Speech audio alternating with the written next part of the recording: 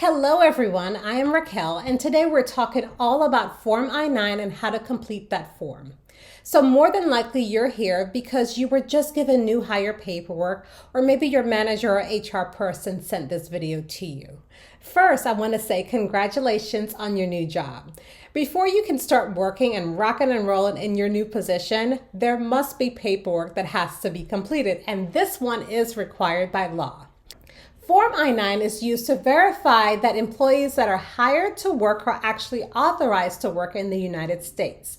It consists of two sections. The first section is the employee section, and the second section is completed by a company representative. So for the purposes of this video, we will focus on section 1, and I will take you step by step through the form so that you know where to start and stop and you're completing it correctly. Also, you will be asked by your employer to present supporting documentation, which can be found on page 3 of this document. So you will either bring in one item from list A or two items, one from list B and one from list C. Let's jump right into it. So this is Form I-9. This is the section that you, the employee, the new hire, will complete. So the top section really is just all your information, your demographics, your last name, first name, middle initial. Most of these fields are required.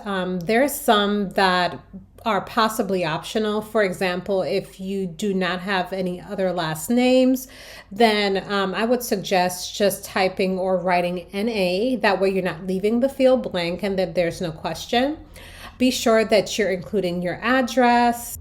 If you don't have an apartment number, that's fine because that's an optional field. City, state, zip code. Be sure that you're paying close attention to your date of birth. What I've seen that some new hires do in ERA is that instead of listing their date of birth, they may list today's date or their hire date, just an ERA. So just be sure you're paying attention and entering your date of birth. Enter your social security number, your email address if you have one, and your telephone number. Now we're going to scroll down to this section here. So you have a couple options and you're going to select what applies to you.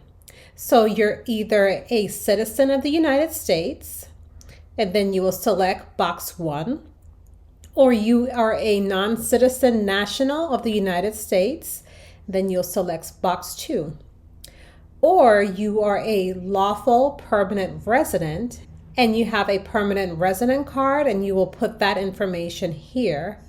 Or you are an alien authorized to work, so you may have a visa or something like that. And you will select this checkbox and enter the applicable information below.